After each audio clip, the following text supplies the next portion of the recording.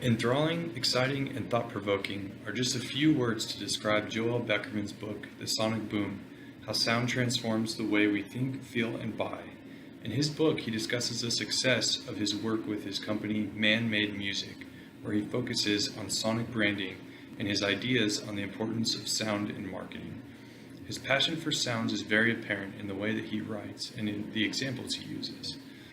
In the book, he emphasizes the significance of boom moments, which he defines as the moment when sound pulls emotional triggers, the instant when sound sets off reactions not just in the parts of the brain that handle auditory stimuli, but in the sections associated with memories, fear, joy, and even visual perception and physical sensation or movement. These boom moments are what help us make connections to the products we buy.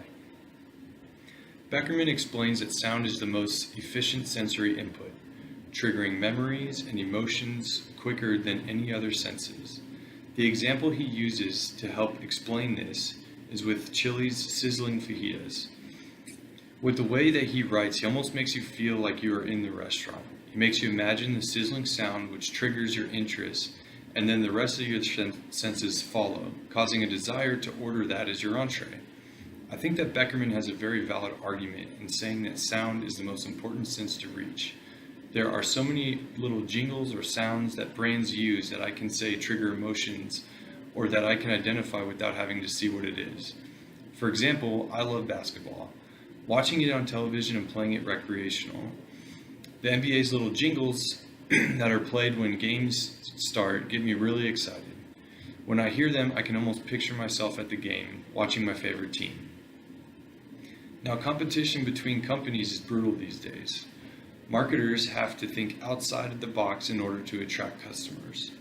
According to an article from 2015 in the Harvard Business Review, marketing researchers are starting to realize how powerful the responses to non-conscious stimuli can be. Another aspect of Beckerman's book that I enjoyed was his discussion on sonic trash. We are constantly surrounded by sounds, from the minute we wake up and start our days.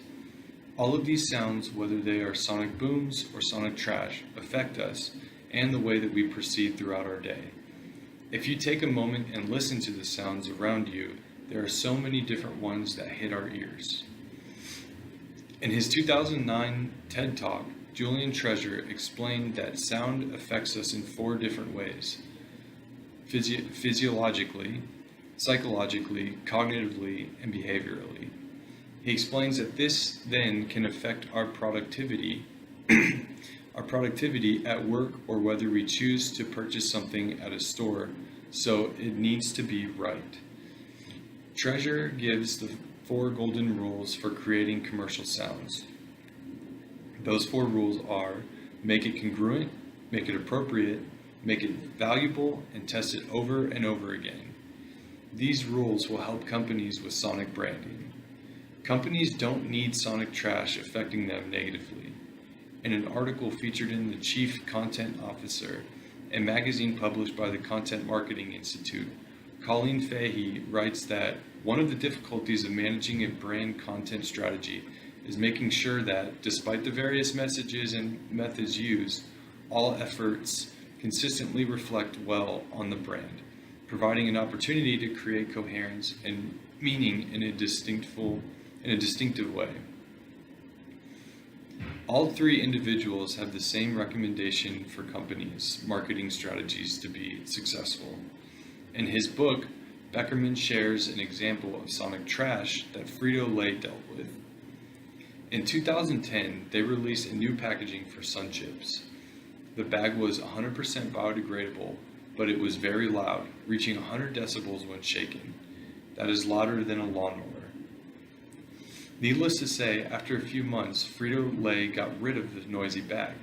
Beckerman says it right: sound is never neutral. It always tells a story, and sometimes it's not the story you intend.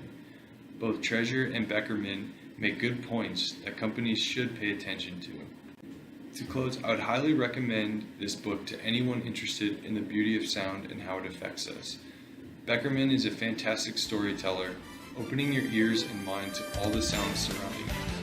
He wants us to hear all the boom moments out there and enjoy them. Thank you very much.